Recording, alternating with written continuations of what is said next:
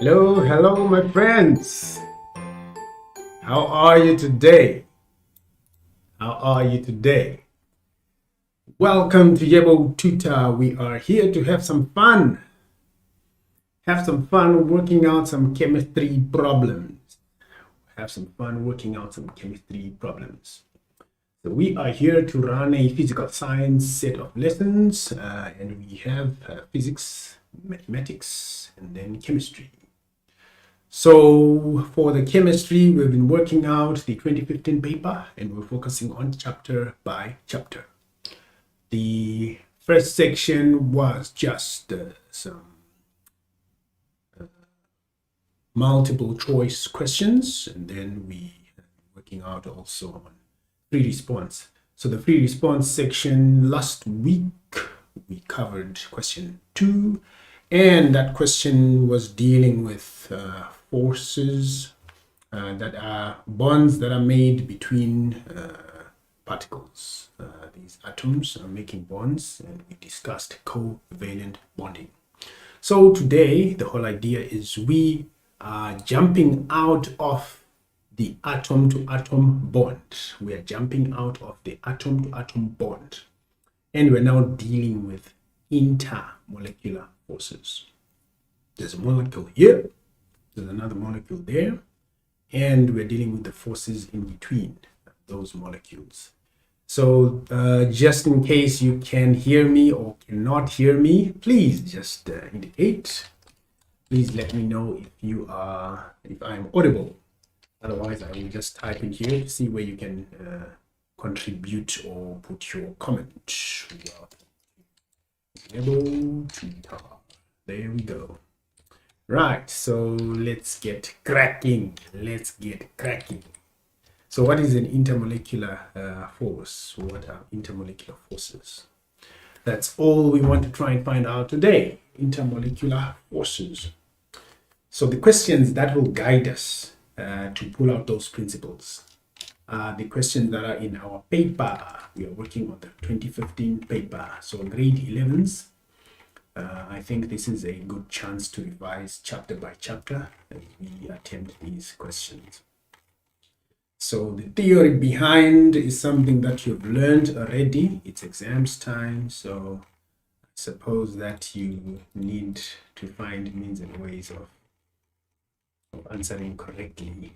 So let's see what the next question deals with. So the question that we went through last time was question number 2. So if you still remember, we discussed covalent bonding. We drew some Lewis diagrams. And we also, some more Lewis diagrams.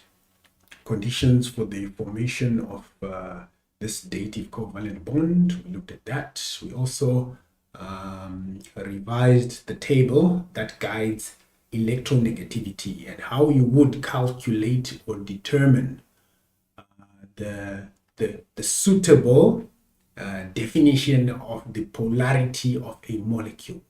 Is it strongly polar, covalent? Is it weakly polar, covalent? Is it non-polar, covalent? Is it ionic? And we looked at that in some table. Then we needed to also calculate some difference in electronegativities. So from that discussion, we saw that the difference in electronegativities is what is used to determine those polarities that we just listed, 4 of those. So now that we are safe as far as the intramolecular bonding is concerned, the bonding between the atoms, which is the covalent bonding and sometimes ionic bonding. Now that we have an idea of how that works, the next thing is let's jump out of the molecule now. So question number 3 is basically covering intermolecular forces. So if we were to put a title to our discussion, we would say we are looking at intermolecular forces. Intermolecular forces. So what, let's say we've got molecule A here, molecule A, and molecule B. So if we have molecule A and molecule B, what is what are the criteria that we can use to actually quantify or describe or explain the forces between these two molecules. Some of them are attractive, and these molecules end up joined together, right? Some of them are not attractive, so you can actually put some heat. You can put some heat, and you've got your burner there, and then you can end up dissociating the molecule. So when you dissociate them, then they can freely move into the container. So basically, these molecules are usually molecules of the same type. So we will be dealing with molecules of the same type. So in the first question here, we are given the boiling point of compounds A to E, and they are tabulated as shown in this table. So we have compound A, that's your methane. Its boiling point is minus 164 degrees Celsius. We have a second compound, compound B, boiling point minus 89 degrees Celsius. The third one, 36, the third one, 69. The fourth one, 69. And then the last compound, 343, that's a high temperature as a boiling point. So if you were to take compound E and put it on the stove, it would not boil. Our stoves are somehow designed to work with water most of the times. So you would need a really big deal of heat to raise the temperature to 300 degrees Celsius, and then you can end up seeing substance E boil. So the first question in this section, so we have 6 questions. So under this table, the first question is, define the term boiling point. Define the term boiling point. So what is the boiling point? 3.11. So what is the boiling point of a substance? The boiling point. So this boiling point is basically a temperature, isn't it? It is a temperature. That's the most important word that we need to remember there. So this is a temperature. And what happens at this temperature? What happens at this temperature? So as you can see, the allocation of marks that you actually get, the allocation of marks, it has a resemblance, or it has a meaning towards the response that you will give. So according to this question now, they ask you and they want you to tell us what is a boiling point. So the first thing is we have picked up the necessary words. We said this is the what? This is a temperature. And what happens at this temperature? What happens at this temperature? So if we have our container, we've got our fluid in there, and we heat the fluid. So when we heat the fluid, it's obvious that we are increasing the pressure of this fluid until we get to a state where we are now seeing some gas phase of this fluid. So the vapor pressure, the vapor of this fluid, the vapor pressure will increase as you heat the fluid. So let's just try to heat some fluid and see if we can observe a rise in the pressure of the vapor of that fluid. Right, so we have here a small where is it? There we are. Okay, so we've got a small demonstration here. We've got our container in which we have material, and I'm looking at the materials here. We can select neon, we can select argon, we can select oxygen, we can select water. Let's select water. I think water is something that we can easily relate to. You are here on Yebo and you are following what's happening here. What we're trying to do is to find out about the vapor pressure of some substance. So let's heat this. The whole idea is what should happen. So when we hit this substance, what obviously happens is that we increase the kinetic energy. So as you are watching this, I think you may be seeing that we've got some of these particles. They are dancing around, and we begin to release the particles from each other. So they detach. You have increased the thermal energy of these, so the vibrations are such that the intermolecular forces are giving in, right? The intermolecular forces that are connecting these two, let's say, molecules, right? So if we were to cool it down, we can see that we're actually increasing the strength of the intermolecular forces because these particles are slowing down. Their kinetic energy is becoming less and less, and they are coalescing. They are getting interconnected, and they combine, right? So these particles are now combined. They're now attached. They are now part of each other. They form bonds. So these are now intermolecular bonds. By the way, the molecules are not dissociating. So we are just seeing molecules. This is water, so it obviously has that molecular shape. Where are those molecular shapes? Where are those molecular shapes? Let's just get to real molecules. Let's see some water molecule. There we are. So that's our water molecule there. So that's our H2, 2 hydrogens, and that's our oxygen in the center there, right? And look at which of these is mostly holding on to the electrons. Which one is holding on to the electrons? Do you see that the oxygen is the one which has those lone pairs, isn't it? It's got those lone pairs, right? So according to what we see here, the particles that make up this molecule are these 3 particles. These are just electron clouds. So as we can see, they have a certain bond angle, and that's our molecule right there. So when we look at our demonstration, the demonstration is now showing that red, that's your oxygen. Those white are your hydrogens. So the hydrogens are attached to the oxygen. But look, what we're trying to discuss is this. There are some forces that are holding these particles together because the molecules they are seemingly collecting. They are collecting and they are combining, and they get onto the same get onto the same part. The moment we begin to hit, look, they start to freely move around. So they first settle because they are free to move around, and they dissociate some of the water molecules. This is now water vapor, right? This is now water vapor. So this vapor of the water, right? This vapor of the substance, it has a certain pressure. Do you notice this? We are seeing some measurement of the pressure. There's some pressure of the vapor of the water. So the issue now is for us to get to what is called the boiling point. This vapor pressure must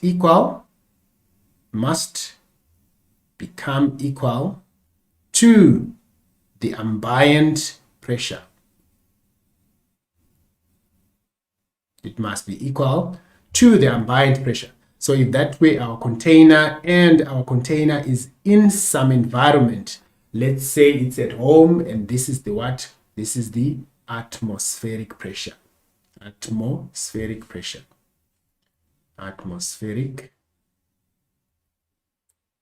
pressure.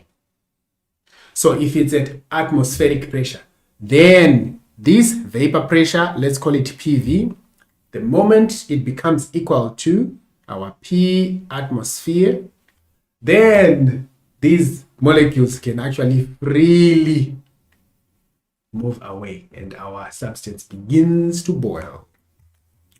So therefore, the boiling point is that temperature at which the vapor pressure becomes equal to the ambient pressure or the environmental pressure or the external pressure, the pressure of the environment in which the container or in which the gas is located or the substance is located. Right, so that's our vapor pressure there. It's around 4 atmospheres for what we're seeing here. So you can read on your tables to find out what is the vapor pressure of water, what is the vapor pressure of oxygen, and so forth. If I had another environment here where I could insert it in, then we could be able to tell. Let's just see maybe if I can take this out. Can I pull this away? Can I pull this away? Oh, I can actually increase. No, I wanted to pull it away so that it can be exposed to the external environment, but we do not have that feature here. Right, so this is basically our first definition, the boiling point of a substance, the pressure, the temperature at which the vapor pressure of the substance becomes equal to the pressure of the environment in which we are. So this would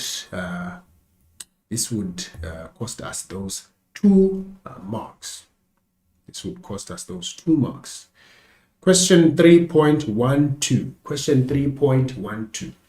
What are we doing in question 3.12?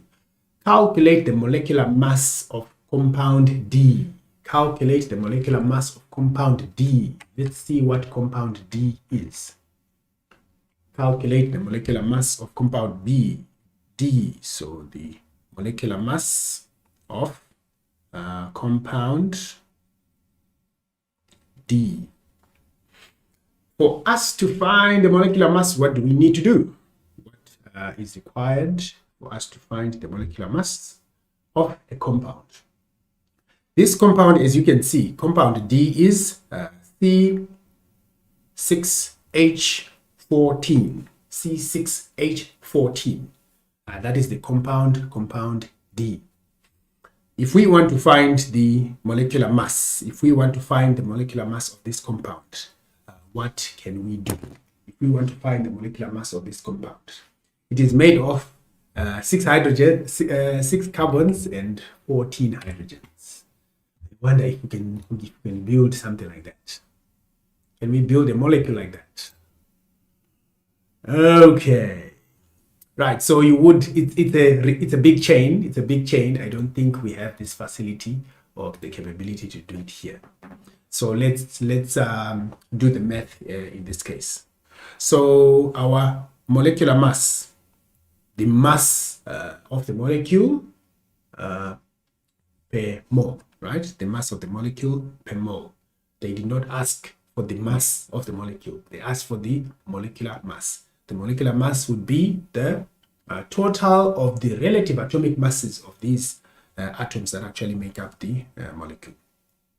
So we are looking at the relative atomic mass or molecular mass we would use for carbon, and we would multiply it by 6 carbons. We have 6 carbon atoms in the molecule, plus the relative molecular mass of what? Of hydrogen, multiplied by how many? Multiplied by 14 hydrogens. Multiplied by 14 hydrogens.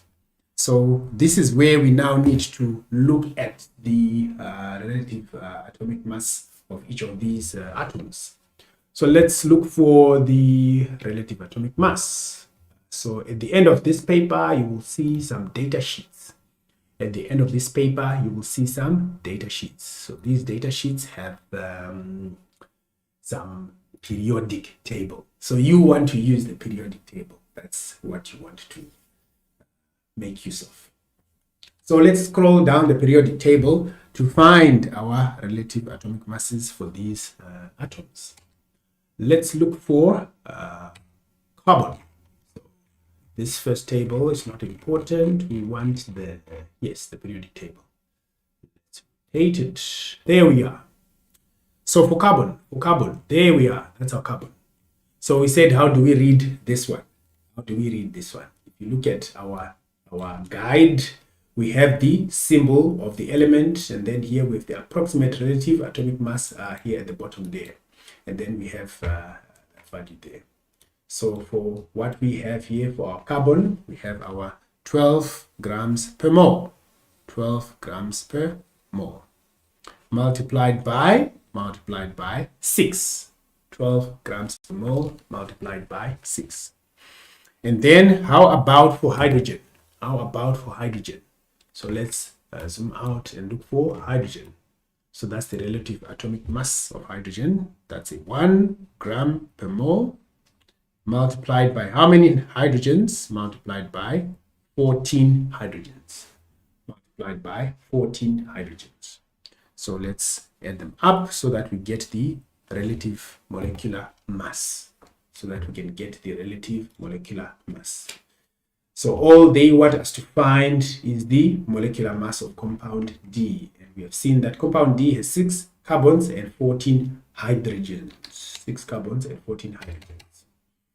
Right, I think this one is now just your math. You probably have done this several times. So let's calculate. We have a 12 that is multiplying 6. So 12 times 6 plus. We have 1 that is multiplying 14. So our total relative molecular mass is 86 grams per mole. 86 grams per mole. These units are very important. These units are very important because we are discussing a relative molecular mass. We are discussing a molecular mass. This is not an absolute mass. Right, so that covers our molecular mass of the substance D. Question 3.13 is the next. Question 3.13 is the next. In what phase, question 3.13, in what phase is compound B at 25 degrees Celsius? The phase of compound B at 25 degrees Celsius. So that's what we are looking for. The phase of compound B at 25 degrees Celsius. Right, what is your guess? What is your guess? Or what criteria can you use? Because there must be some way of at least thinking about how you can get the answer in this case. So what criteria can you use to figure out the phase of this compound at 25 degrees Celsius? The first thing that we can gather, let's gather what we have here. The temperature at which we want to investigate, so the temperature of the substance is 25 degrees Celsius. Right, the next is the boiling point of the substance. So let's call it BP. The temperature at the boiling point of the substance B is minus 89. That's equal to minus 89 degrees Celsius. Minus 89 degrees Celsius. If we look at these temperatures, we can tell. If we look at these temperatures, we can tell that T can be compared to TBP. So how would you compare T to TBP?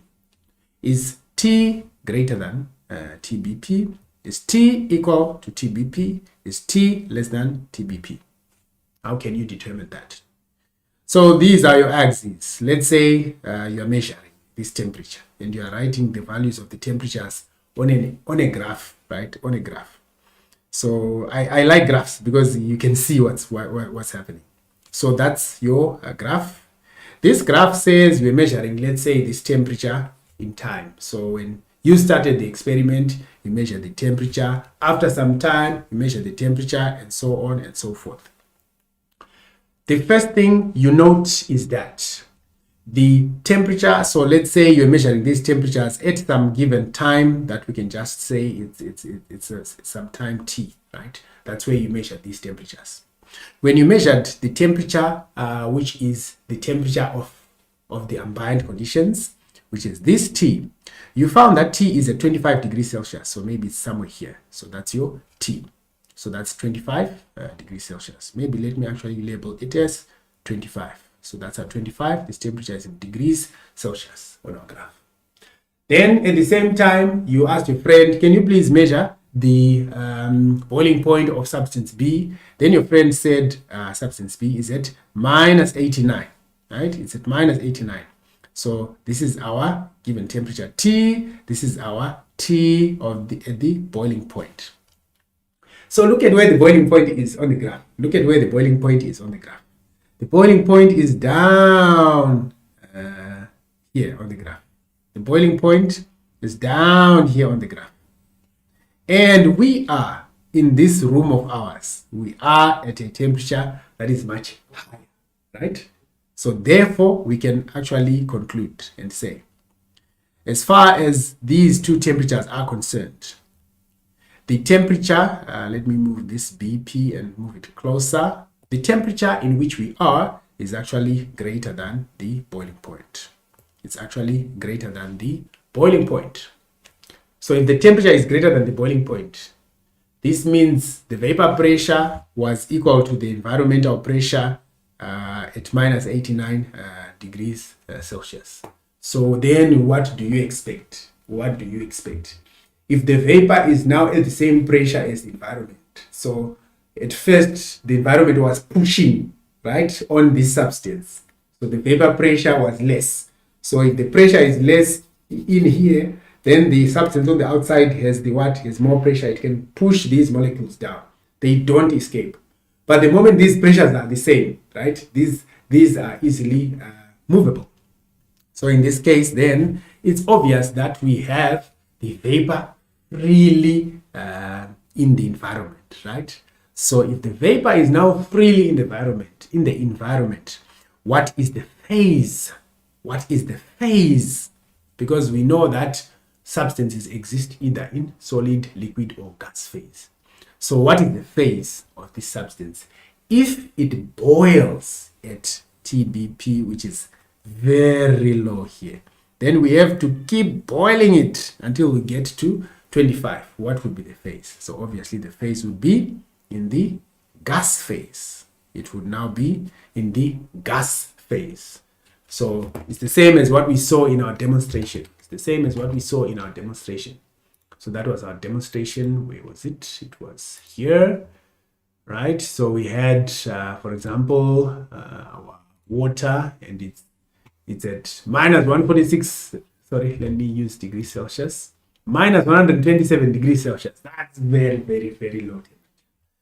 So it is obviously frozen. So if we heat it, and then we get to 273.15. Can someone, that's even more than 273. Let me go to 273. Does someone remember what 273 Kelvin represents? Temperature scales. I think you've done that in your physics. If you look at that, if you can zoom in somehow on your video, that's very small a font. I know, I'm sorry. That's 0 degrees Celsius. So then if our water is 0 degrees Celsius and these molecules, they can't detach, right? They can't detach. But it's now at 0. Then if we start to warm it, there we are. It's becoming what? A liquid, right? It's becoming a liquid. The moment we go to 373, now it's a liquid. If we rotate this what do you call it? This container, if we could rotate it, it will just follow the shape of the container. Then the moment we heat it to 373, now that's 100 degrees Celsius. What do you expect? There we are. We're almost there. 355, 363. Look. Already we have some escape, isn't it? We are approaching the boiling point. There we are. 372, 373. So the moment it is 373 degrees Celsius, we now have the release of these molecules. The vapor pressure is now equal to the environmental pressure. And if we go beyond that, like in this case where we go to 25 degrees, which is far much higher, then look at the gas particles. They are now free to move around. So there you have your water vapor. So it's in the gas phase. So it's always important to compare the temperatures. Compare the temperatures. Right, so this is Yebo Tutor. I hope that you are here. I hope you are here and you are watching what's happening here, so that you don't just wait for the recorded video where you really can't interact with us. So that was our question. We have figured out that it's in the gas phase. We figured out that it's in the gas phase. 3.14.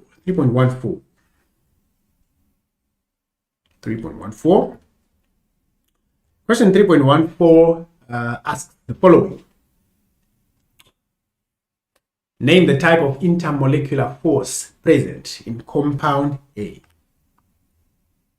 Type of intermolecular force. Intermolecular force in compound A. In compound A.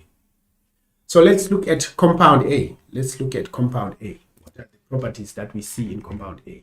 Or what can we make use of for us to just find the intermolecular force in compound A? Compound A is our CH4, and our CH4, it has a T boiling point, which is equal to minus 164 degrees Celsius. That's its boiling point.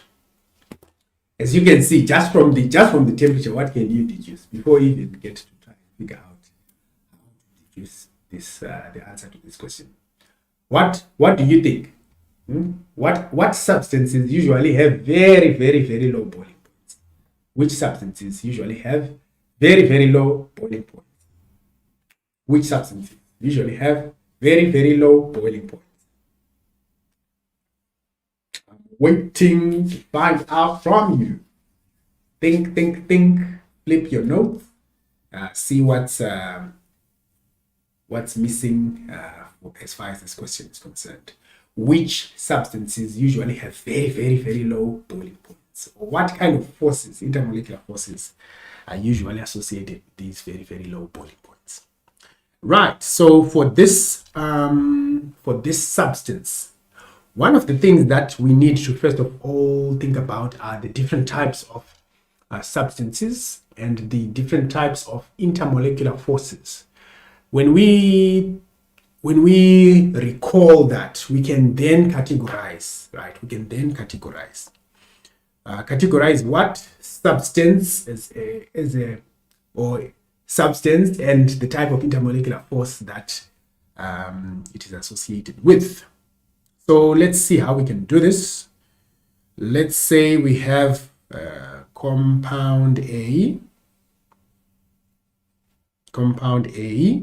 Right, let's say compound A, then we have compound B, right? I'm trying to figure out a table that we can prepare, right? Maybe let's move this and actually categorize our type of forces.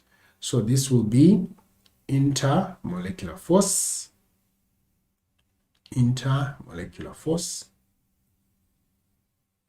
then we have the type of compounds, or the type of molecules. Right, so let's see how we can, maybe let me make them 5 sections. Just move this one up here. Okay, so at first we can discuss in terms of the type of force and identify these substances. So at first we will have the types of intermolecular force, and then we have the fifth one there. Okay, so let's list the types of intermolecular force and then we can try and figure this out.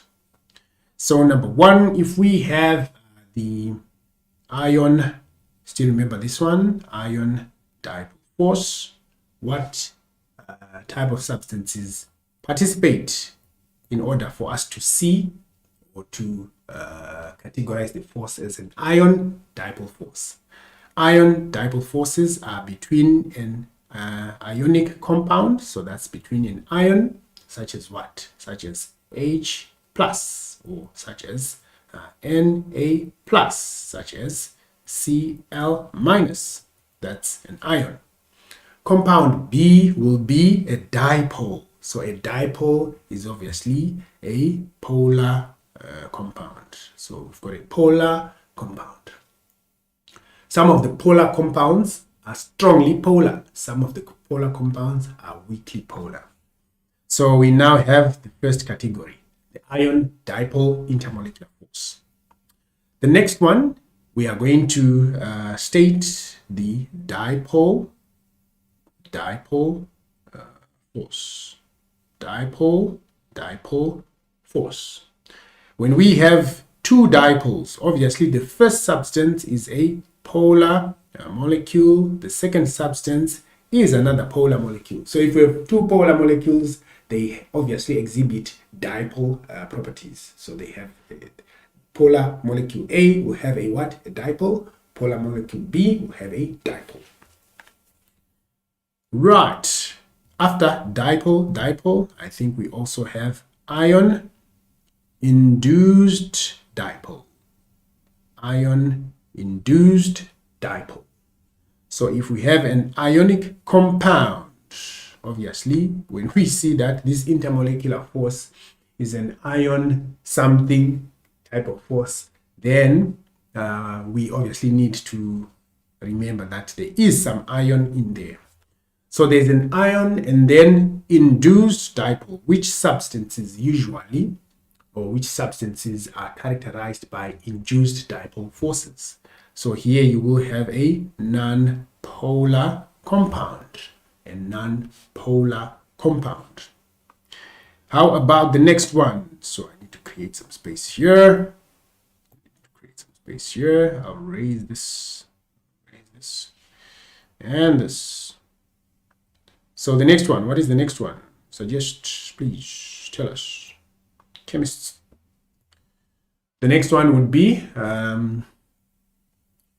induced dipole. We've got the ion dipole. Then we have obviously dipole, induced dipole. Induced dipole. So dipole induced dipole forces would have to deal with a polar molecule that has a dipole. And then we will have a non-polar in which a dipole is induced. A non-polar in which a dipole is induced. Then the last one would be a dipole, induced dipole, and we have an induced dipole only. Induced dipole. So if we have induced dipole, then it's obviously a non-polar and a non-polar. Non-polar.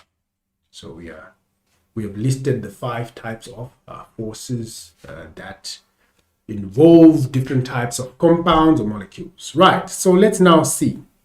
This CH4 methane, in which category does it fall?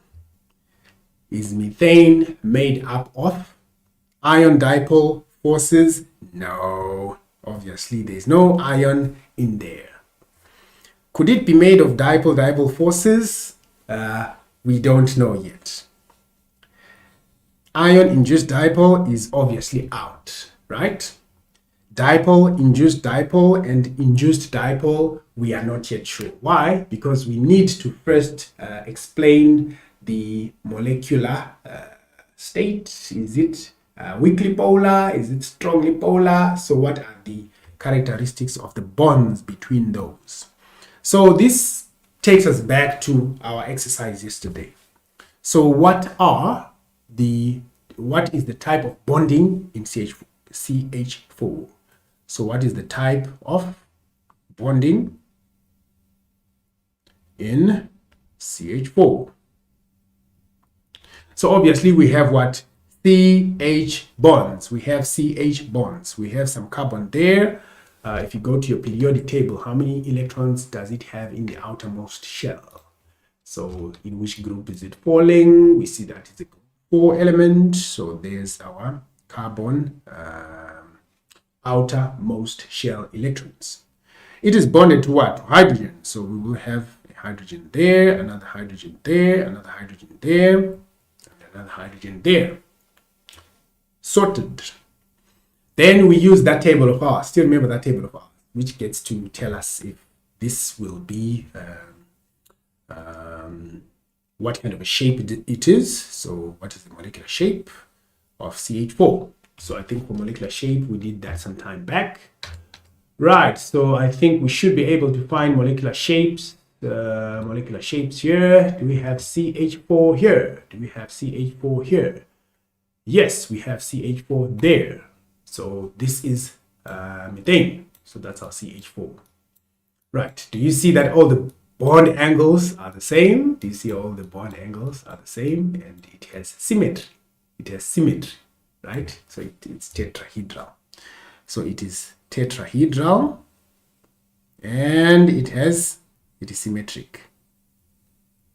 Right, so the moment we see that it's symmetric from what we are viewing here, the moment we see that it's symmetric, it should suggest something. So you should keep this in mind. Then as far as the type of bond is concerned, we know that we need to first of all pick the type of bond from the difference in electronegativities. The difference in electronegativity can be, so we've got, it can be 0, and then that would make the type of bond to be non-polar. Then if it's in between 0.1 and 1, we said, you remember last time, we said this would be what? Weakly polar. Weakly polar. Then if it's between 1.1 and 2, we said it falls in the strong polar. Strong polar. Then if it's 2.1 or higher, right? So let's say greater than 2.1, then it becomes what? Ionic. Then it becomes ionic. So in our case, what is the difference between the electronegativities? What is the difference between the electronegativities? What is the electronegativity of carbon? What is the electronegativity of carbon? Carbon electronegativity, remember, we can use this table and we can see that the number that is on the left of our symbol for the element is the electronegativity. So for the carbon, it's 2.5. There we are, 2.5. How about, so maybe let me write this and say electronegativity of carbon minus electronegativity of hydrogen. And I'm just using this as a convenient symbol. You don't have to always write it like that. If your teacher has given you a certain type of symbol, you can use that one. I'm just conveniently using this one. So the next thing is obviously we need to now pull out the values. So we said for carbon, we can see it in the table here. So that's our electronegativity of carbon. So it's what? 2.5. So that's our 2.5. How about that of hydrogen? How about that of hydrogen? There we are. It's what? 2.1. There we are. 2.1. So obviously our difference in electronegativity is a 0.4. Our difference in electronegativity is a 0.4. If it is a 0.4, then it falls under the category of weakly polar covalent. Weakly polar covalent. Weakly polar covalent. So these are two things now. It is weakly polar covalent, but it's also symmetric. It's weakly polar covalent and it's also symmetric. And if you look at it, it's even closer to 0.1. So with a combination with the symmetry, this simply means that all our molecules, all our electrons are so evenly distributed. Our electrons are so evenly distributed in our molecule, right? So the bond angle is exactly the same. So in other words, you actually have zero polarity. It actually becomes as good as a non-polar molecule. It becomes a non-polar molecule. So therefore, we can conclude that it is CH4 is a non-polar molecule. If it is a non-polar molecule, then what type of bonding should exist? If it is a non-polar molecule, what type of bonding should exist between its molecules? So if we have compound A and compound B being both non-polar, then it's as good as us getting a induced dipole forces. So therefore, the forces in between are, the intermolecular forces are induced dipole or London forces. So it means we have induced dipole forces in between these CH4 molecules. Induced dipole forces in between the CH4 molecules. Any questions? Right. So let's now move to the next question. Let's move to the next question. This is now what? Question 3.1. We had done type of intermolecular force present, so we are now on 3.15. 3.15 reads as follows. 3.15 reads as follows. Explain why the boiling point increases from compound A to compound E. Explain why the boiling point increases from compound A to compound E. Three important points. Why? What is happening stage by stage? Why? So reasons.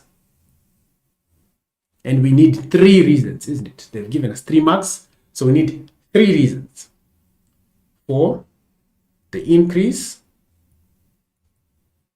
3 reasons for the increase in what? In boiling point. Why the boiling point increases? In boiling point. From where? From A to E. Why does the boiling point increase from A to E? So there's the increase. There's the boiling point increase. Look at my arrow. My arrow is upside down, even though it's actually denoting an increase. But if you were to plot that on a graph, I think you still remember this graph that we drew. Where was it? This is where minus 89 is. So minus 164 is further down. Let me just say that's our axis. So minus 164 is somewhere here. And then further up from minus 89, we will have a 36. So this is where we are already. That was a 25. So 36 will be somewhere here and so forth. The one on minus 64 is compound A. The one on minus 89 is compound B. The one on 36 is compound C. So as you can see, A, B, C, all the way up to E. So the temperatures are actually increasing. So explain now. The reasons for this increase. The reasons for this increase. First of all, what stands out in that trend? The moment you look at your compounds, A to E, what stands out? Just by looking at these compounds. What can you observe? What can you identify? Which makes it easy for you to say, I can relate or I can draw a trend, right? I can relate or I can draw a trend. So maybe if we were to draw a graph, see, I like graphs. So that's compound A, compound B, compound C, compound D. Let's move this away and have our compound E somewhere there. So that's compound E. So what do you see? What can you put here that relates? So the first thing that we put is what is boiling point. So there is, for example, let's say boiling point is in red. So temperature at the boiling point. So here we had a temperature of minus 64. I would have to go below the axis. So I would say minus 64. So it's below the horizontal axis. So that's why I'm now changing my positions there. Then we said minus 89, maybe it's here. Then we said 36, maybe it's here for C. Then we said 69, maybe it's there. Then you say 300, so it's very high up, but I'll just use this part. So this was the trend. This was just the trend for the boiling points. What is the next thing that you can see? What is the next thing that you can see? What is the next obvious thing that you can see? The moment you look at those, we have CH4, then we have C2H6, then we have C5H12, then we have C6H14, then we have C20H42. That's just look at the jump from C6 to C20. There are many more of these atoms that are making up the compound. Now, if we look at one of the questions that was asked, there's a question that was asked. Yes, this one, 3.12. They asked for the what? For the molecular mass of this compound or of this substance. Do you notice that for substance D? Do you notice that since we calculated this one and we found 86 grams per mole, if you look at this, the mass is also showing a trend. The mass of these compounds, there's a trend there. So if we were to write mass, so let me just see if I can annotate this and also put my own. So let me put my own column here and write molecular mass. In actual fact, we're chemists, so we don't have to write too many things. We just use symbols. So let me write my molecular mass and write it in grams per mole. In grams per mole. So if we have the molecular mass like that, actually let's move it closer to the table. Why should it be away? Let's move it closer to the table. Yes. Now that we have that molecular mass, and then we can just divide our table. I'm just extending it. So the one that we calculated a value for is D, isn't it? And we had an 86 here. So if you look at the rest, this one has less, right? This one has less. This one is less, so we can just put some other value there, depending on your calculation for C5H12. It obviously has less hydrogens and less carbons. So its mass will be less.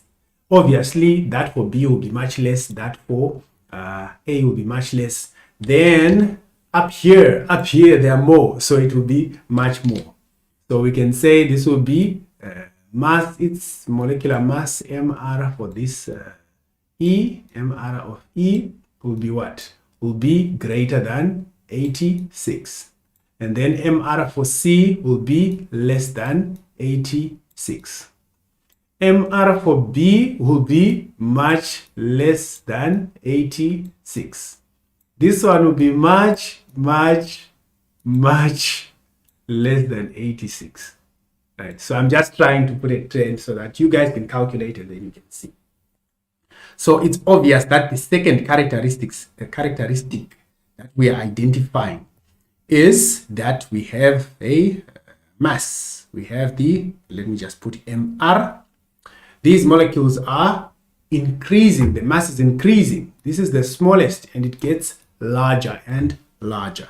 So if we were to plot mass, obvious mass is positive. So I would put maybe the molecular mass of this one here, and then the other one is big, larger, and much larger. Maybe let's actually redo it so that it can sort of resemble what's happening here. So maybe this one is here, then this one is much higher. So it may be looking something like this. So the mass is increasing. So what happens with intermolecular forces when the mass is increasing? What happens with intermolecular forces when the mass is increasing? The first thing that we've seen is that the mass of these compounds is increasing, right? The mass of these compounds is increasing. So if the molecular mass is increasing, that's the first thing that we observe, because these are reasons, isn't it? These are reasons we need to justify. Science is all about cause and effect. So we need to see the cause. So the first thing that we see is that the molecular mass increases. The molecular mass is increasing. Increasing. From where? From A to E.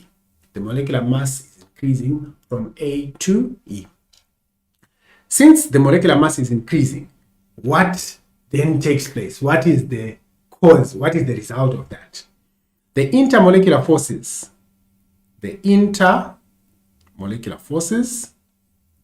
they obviously become stronger and stronger as the molecular mass increases. Molecular forces increase from A to E, right? The intermolecular forces, they increase from A to E. So if they increase, this means that we need what? We need more energy. Therefore, more energy is required. More heat energy is required is required to break these intermolecular forces. More heat energy is required to break these intermolecular forces. So we've discovered that we've got that molecular mass is what is increasing as we go down that trend. So we now have what? More energy that is required to break those bonds. So what we are seeing there is generally three reasons. Molecular mass is increasing and the intermolecular forces increase, and therefore we need more energy. So that summarizes our response, and you can also talk about the trend in the opposite direction. You can also talk about the trend in the opposite direction. So let's wrap up now. 3.16. Question 3.1.6. 3.1.6 reads as follows. How does the vapor pressure of compound B compare to the vapor pressure of compound C? Write down only higher than, lower than, equal to. How does the vapor pressure of compound B compare to that of compound C? In other words, is the vapor pressure of compound B higher than compound C? Is it lower than compound C? Is it equal to that of compound C? So this is now a comparison of vapor pressures. Let's call them PV, vapor pressures. What did we say the vapor pressure is? In fact, what relation does it have to our setup? The relation is that the vapor pressure determines the boiling point. Because the boiling point is that temperature at which the vapor pressure is now equal to the environmental pressure, right? It's that temperature at which the vapor pressure is equal to the environmental pressure, ambient environment pressure. So therefore, if we want to compare the vapor pressures, let's think of the boiling points. So let's first state the boiling points. So we're comparing vapor pressures, compounds what? B and C. Compounds B and C. So remember what you're comparing, the one you're comparing the other two, right? Compounds B and C. So what is the boiling point of compound B? Boiling point of compound B. The boiling point of compound B is minus 89 degrees Celsius. What is the boiling point of compound C? The boiling point of compound C is 36 degrees Celsius. So this is our, let's say this is our graph. Graphs make life very easy. So this is our pressure measurement, right? And this is our atmospheric pressure. So let's call it the atmospheric pressure. So it's whatever pressure of the environment. So it can be the atmosphere, but it can also be a calorimeter. You might have something like a container in which you have put, you want to control its pressure. Then you have put in your container inside the calorimeter so that you can release the gases, and then you set the pressure of the environment, and then you can find the vapor pressure at which there's some boiling. So for compound, so in general, we know that the relationship between our pressure and volume, right? So if you still remember our ideal gas law, our PV is equal to nRT. So if we were to relate the pressure to the temperature, we would say nR over V. So this would have to be kept constant multiplied by T. In this case, we want to reach the vapor pressure, isn't it? We want to reach the atmospheric pressure. So the difference between the two pressures is basically the P atmosphere minus the P vapor pressure of the gas. That's the pressure, that's the pressure difference that we want to apply, in order for us to get to that vapor pressure. So I would then say maybe this pressure difference is equal to nR over V, and then multiplied by the T of whatever gas. So this is our equation. And as you can see, the vapor pressure is going to, we can now compare them. We can actually write the equation in terms of the vapor pressure, and we can put it onto the right hand side. When we put that pressure onto the right hand side, this means the pressure, the vapor pressure can be written in terms of the atmospheric pressure minus our nR over V, which is a constant, multiplied by the temperature. So the temperature that we need to increase, right? We need to increase this temperature until we get to the boiling point in order for us to then find this vapor pressure. And we are now what? We're now boiling. So that is what we will use. So this is our atmospheric pressure. Then we want to then find out if the vapor pressure of B is higher, lower, or equal to. So mathematically, we have seen that the vapor pressure must be equal to the atmospheric pressure minus this function of temperature, So for the vapor pressure of, let's say, B, the vapor pressure of B, the P atmosphere must subtract nR over V multiplied by a very small temperature. Because this minus 89, if you were to reach this vapor pressure, you only need a little energy, a very low amount of energy for you to reach this what?